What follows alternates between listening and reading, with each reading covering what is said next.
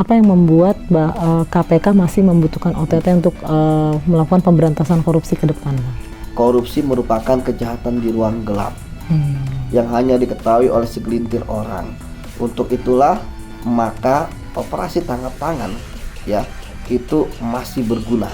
Dengan situasi penegak hukum kita kotor, tidak mungkin membersihkan lantai Indonesia dari korupsi. Justru sapu kotor itu akan membuat kotoran berceceran di lantai Republik ini. Kan satu-satunya cara adalah bersihkan dulu sapunya. Sapu untuk membersihkan korupsi ya aparat penegak hukum. Menurut kamu siapa yang paling dirugikan dari kasus korupsi? Masyarakat Indonesia sih. Kenapa tuh? Ya karena kan udah bayar pajak ya, terus karena mereka juga udah enak, gajinya udah gede, tapi kok masih bisa korupsi gitu. Sedangkan kita yang di bawah aja susah cari uang, dengan enaknya mereka korupsi. Oke Zeners, beberapa waktu terakhir kita lagi-lagi dengar kabar ada operasi tangkap tangan oleh KPK. Yang ketangkap pun gak main-main, ada kepala daerah dan juga jaksa. Tapi di sisi lain masyarakat mulai bertanya, OTT makin sering tapi kok korupsi makin banyak ya? Apa benar OTT cuma ramai di awal tapi melempem di pengadilan? Yuk gua bikin lo paham dalam 10 menit.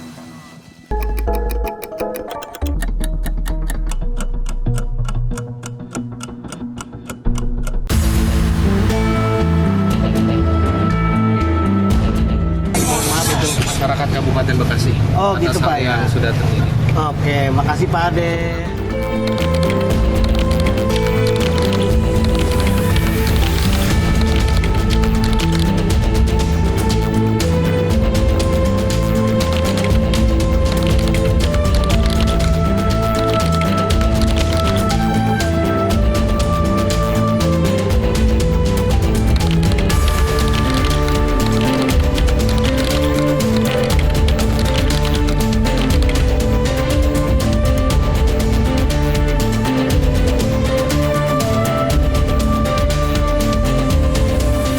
Nah ini kan banyak yang bilang bahwa OTT itu cuman rame di awal buat pencitraan doang. Nah ternyata pas di persidangan vonisnya kecil-kecil, bahkan cuma 3 tahun, nggak sampai 5 tahun. Nah apakah memang OTT ini sebenarnya kurang efektif Bang untuk membuat jerak koruptor?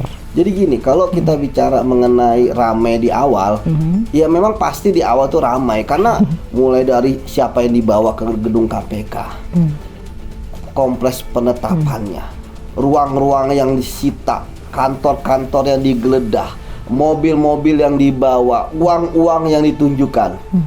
Tapi kan 3 hari 4 hari kemudian kan banyak pemeriksaan biasa. Waktu saya wajar lah. Kemudian bicara mengenai kenapa hukumannya ringan kan banyak faktor. Pertama, faktor dari pasalnya juga. Pemberi itu kan maksimal 5 tahun. Ya. Kemudian yang kedua, faktornya adalah itu kan juga terjadi di semua kasus korupsi yang bukan hanya karena OTT, ya karena penyelidikan terbuka juga sama. Hukum ICW kalau tidak salah 3 berapa tahun lah, ya rata-rata hukuman para pelaku korupsi gitu yang mereka liris gitu ya. Artinya ini memang sangat rendah dan ini menjadi permasalahan bukan hanya karena OTT. Kalau OTT-nya sudah benar, ya, nah masalah vonis yaitu hakim.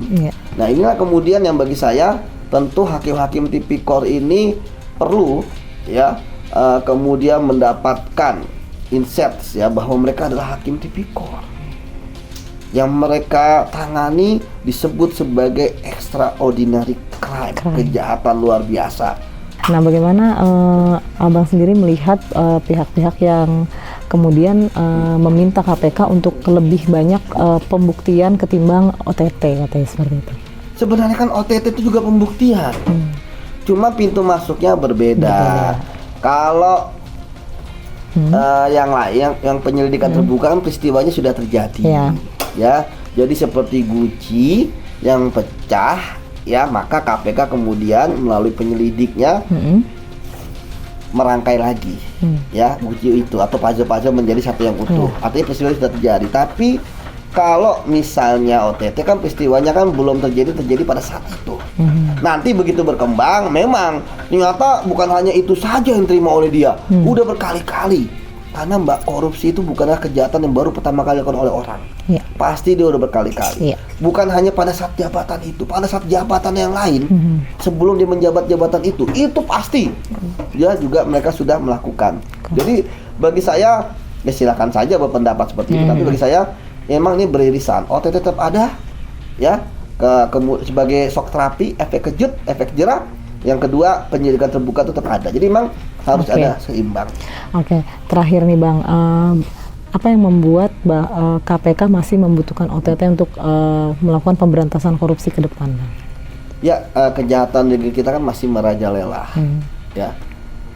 Karena kita tahu bahwa masih belum banyak pejabat-pejabat berintegritas di negeri kita, dan korupsi merupakan kejahatan di ruang gelap.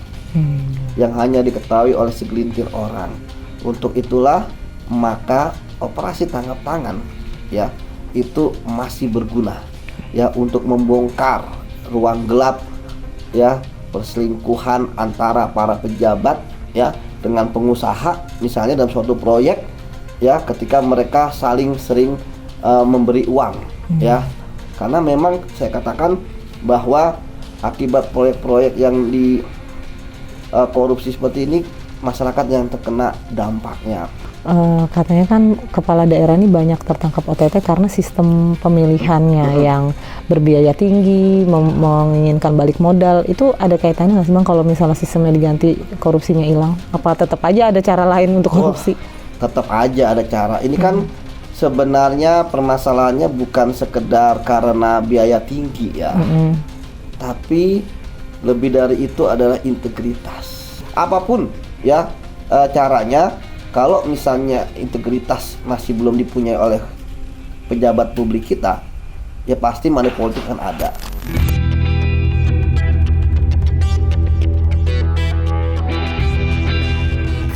Bang, apa yang tersirat dari OTT kepala daerah yang kembali terjadi beberapa waktu belakangan?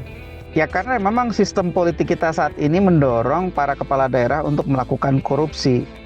Pertama yang menjadi kambing hitam tentu adalah politik biaya tinggi, di mana bagi para calon kepala daerah itu membutuhkan modal yang sangat besar untuk berkontestasi di dalam pemilihan kepala daerah, sehingga ada kebutuhan untuk yang pertama mengembalikan modal, yang kedua adalah ada kebutuhan untuk memupuk kekayaan, mengumpulkan modal untuk kontestasi di pemilu berikutnya, baik di tempat yang sama ataupun bahkan biasanya ada kebutuhan untuk naik kelas. Nah, yang menjadi pertanyaan, mengapa politik kita itu menimbulkan biaya tinggi? Ada dua penyebab. Yang pertama itu adalah partai politik kita itu masih meminta, ya, biaya perahu bagi para calon kepala daerah yang ingin didukung. Apa itu biaya perahu? Itu adalah kandidasi buying.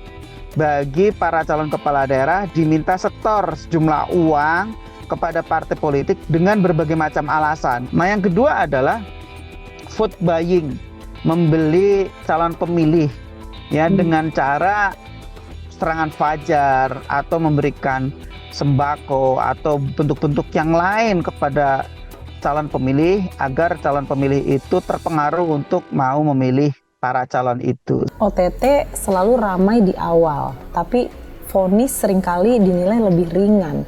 Nah, menurut Abang nih, kenapa hal ini bisa terjadi kira-kira Bang? Sebenarnya kalau vonis ringan atau berat sih saya tidak terlalu peduli, ya. Yang paling penting itu menurut saya lebih kepada apakah berhasil melakukan aset recovery atau tidak. Ya, pidana penjara itu saat ini juga bukan merupakan instrumen yang paling tepat untuk menjerakkan para koruptor. Koruptor itu akan jerak kalau seluruh hasil kejahatannya ditarik lagi, plus mereka dipidana gitu, ya.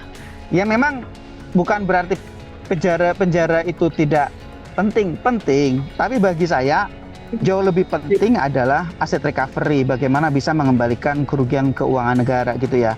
Penjara juga tetap penting dong, karena mau bagaimanapun ya salah satu bentuk pemidanaan yang diakui di Indonesia adalah pidana penjara. Ya maling saja, ya, sebagai tindak pidana umum bisa berujung kepada pemidanaan bentuk penjara. Kenapa koruptor tidak gitu, ya?